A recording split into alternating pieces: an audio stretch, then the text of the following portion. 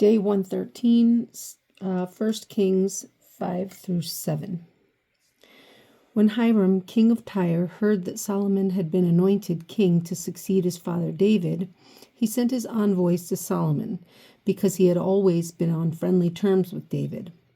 Solomon sent back this message to Hiram. You know that, because of the wars waged against my father David from all sides, he could not build a temple for the name of the Lord, his God, until the Lord put his enemies under his feet. But now the Lord my God has given me rest on every side, and there is no adversary or disaster. I intend, therefore, to build a temple for the name of the Lord my God, as the Lord told my father David when he said, Your son, whom I will put on the throne in your place, will build the temple for my name. So give orders that cedars of Lebanon be cut for me. My men will work with yours, and I will pay you for your men whatever wages you set. You know that we have no one so skilled in felling timber as the Sidonians. Okay. When Hiram heard Solomon's message, he was greatly pleased and said, Praise be to the Lord today, for he has given David a wise son to rule over this great nation. So Hiram sent word to Solomon, I have received the message you sent me, and will do all you want in providing the cedar and pine logs. My men will haul them down from Lebanon to the sea, and I will float them in rafts by the sea to the place you specify. There I will separate them, and you can take them away. And you are to grant my wish by providing food for my royal household. In this way, Hiram kept Solomon supplied with all the cedar and pine logs he wanted, and Solomon gave Hiram 20,000 cores of wheat as food for his household, in addition to 20,000 baths of pressed olive oil. Solomon continued to do this for Hiram year after year. The Lord gave Solomon wisdom, just as he had promised him. There were peaceful relations between Hiram and Solomon, and the two of them made a treaty. King Solomon conscripted laborers from all Israel, 30,000 men. He sent them off to Lebanon in shifts of 10,000 a month, so that they spent 1 month in Lebanon and 2 months at home. Adoniram was in charge of forced labor. Solomon had 70,000 carriers and 80,000 stonecutters in the hills, as well as 3,300 foremen who supervised the project and directed the workmen. At the king's command, they removed from the quarry large blocks of quality stone to provide a foundation of dressed stone for the temple. The craftsmen of Solomon and Hiram and the men of Gebal cut and prepared the timber and stone for the building of the temple. 1 Kings 6. In the 480th year after the Israelites had come out of Egypt, in the 4th year of Solomon's reign over Israel, in the month of Ziv, the 2nd month, he began to build the temple of the Lord.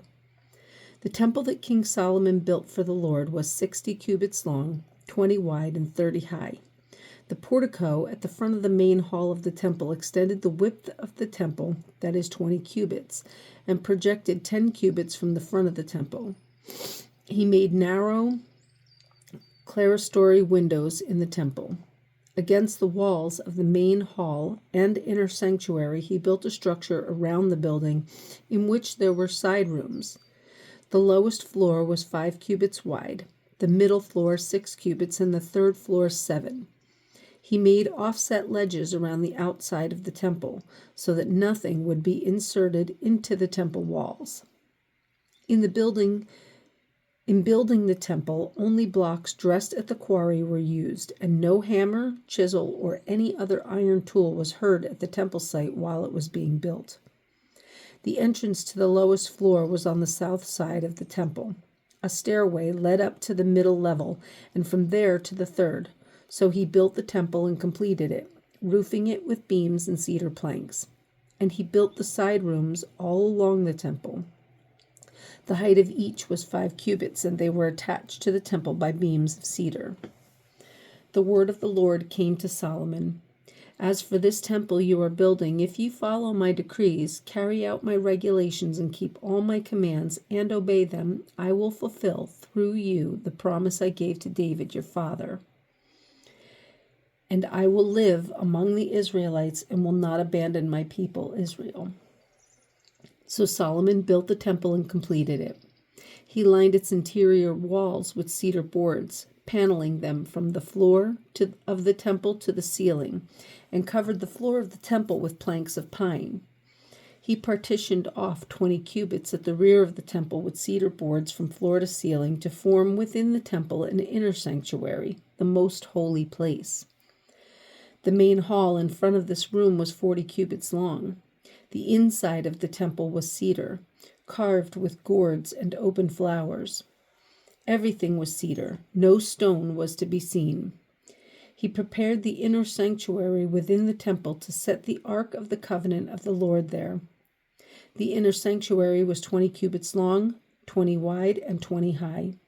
He overlaid the inside with pure gold, and he also overlaid the altar of cedar. Solomon covered the inside of the temple with pure gold, and he extended gold chains across the front of the inner sanctuary, which was overlaid with gold. So he overlaid the whole interior with gold.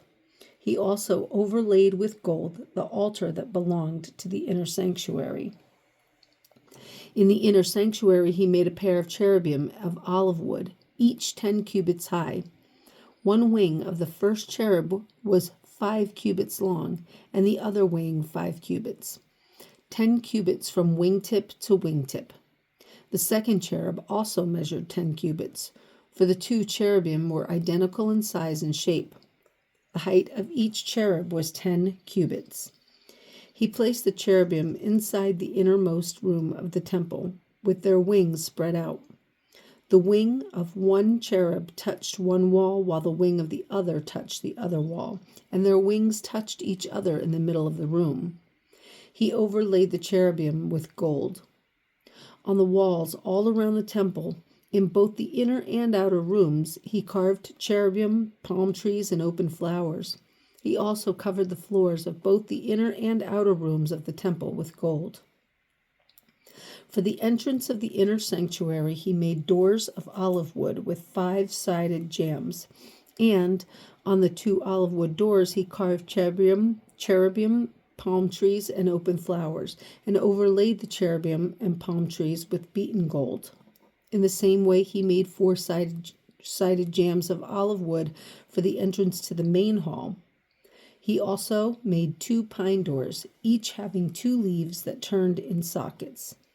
He carved cherubim, palm trees, and open flowers on them, and overlaid them with gold hammered evenly over the carvings. And he built the inner courtyard of 3 courses of dressed stone, and 1 course of trimmed cedar beams. The foundation of the temple of the Lord was laid in the 4th year, in the month of Ziv. In the 11th year, in the month of Bul, the 8th month, the temple was finished in all its details according to its specifications.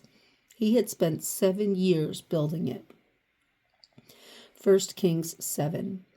It took Solomon 13 years, however, to complete the construction of his palace. He built the palace of the forest of Lebanon 100 cubits long, 50 wide, and 30 high, with 4 rows of cedar columns supporting trimmed cedar beams. It was roofed with cedar above the beams that rested on the columns, 45 beams, 15 to a row. Its windows were placed high in sets of 3, facing each other. All the doorways had rectangular frames. They were in the front part in sets of 3, facing each other. He made a colonnade 50 cubits long and 30 wide. In front of it was a portico, and in front of that were pillars and an overhanging roof. He built the throne hall, the hall of justice, where he was to judge, and he covered it with cedar from floor to ceiling. And the palace in which he was to live, set farther back, was similar in design. Solomon also made a palace like this hall for Pharaoh's daughter, whom he married. All these structures From the outside to the great courtyard and from foundation to eaves were made of blocks of high-grade stone cut to size and trimmed with a saw on their inner and outer faces. The foundations were laid with large stones of good quality, some measuring 10 cubits and some 8. Above were high-grade stones cut to size and cedar beams. The great courtyard was surrounded by a wall of 3 courses of dressed stone and 1 course of trimmed cedar beams, as was the inner courtyard of the temple of the Lord with its portico. King Solomon sent to Tyre and brought Huram, whose mother was a widow from the tribe of Naphtali, and whose father was a man of Tyre and a craftsman in bronze. Huram was highly skilled and experienced in all kinds of bronze work. He came to King Solomon and did all the work assigned him. He cast 2 bronze pillars, each 18 cubits high and 12 cubits around by line. He also made 2 capitals of cast bronze to set on the tops of the pillars. Each capital was 5 cubits high. A network of interwoven chains festooned the capitals on top of the pillars, 7 for each capital. He made pomegranates in 2 rows, encircling each network to decorate the capitals on top of the pillars. He did the same for each capital. The capitals on top of the pillars in the portico were in the shape of lilies, 4 cubits high. On the capitals of both pillars, above the bowl-shaped part next to the network, were the 200 pomegranates in rows all around. He erected the pillars at the portico of the temple. The pillar to the south he named Jachin, and the one to the north Boaz. The capitals on top were in the shape of lilies, and so the work on the pillars was completed. He made the sea of cast metal, circular in shape, measuring 10 cubits from rim to rim and 5 cubits high. It took a line of 30 cubits to measure around it. Below the rim, gourds encircled it, 10 to a cubit. The gourds were cast in 2 rows in one piece with the sea. The sea stood on 12 bulls, 3 facing north, 3 facing west, 3 facing south, and 3 facing east. The sea rested on top of them, and their hindquarters were toward the center. It was a handbreadth in thickness, and its rim was like the rim of a cup, like a lily blossom. It held 2,000 baths. He also made 10 movable stands of bronze. Each was 4 cubits long, 4 wide, and 3 high. This is how the stands were made. They had side panels attached to uprights. On the panels between the uprights were lions, bulls, and cherubim, and on the uprights as well. Above and below the lions and bulls were wreaths of hammered work. Each stand had 4 bronze wheels with bronze axles, and each had a basin resting on 4 supports, cast with wreaths on each side. On the inside of the stand there was an opening that had a circular frame, 1 cubit deep. This opening was round, and with its basework it measured 1.5 cubits, and around its opening there was engraving. The panels of the stands were square, not round.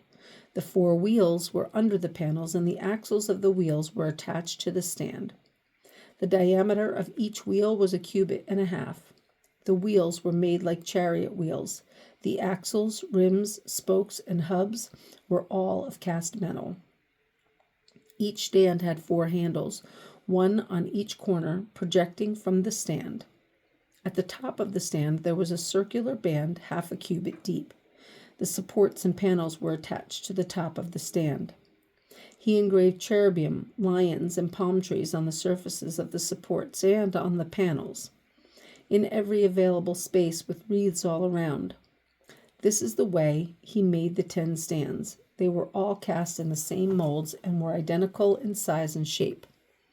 He then made 10 bronze basins, each holding 40 baths, and measured 4 cubits across, 1 basin to go on each of the 10 stands. He placed 5 of the stands on the south side of the temple and 5 on the north. He placed the sea on the south side at the southeast corner of the temple. He also made the basins and shovels and sprinkling bowls.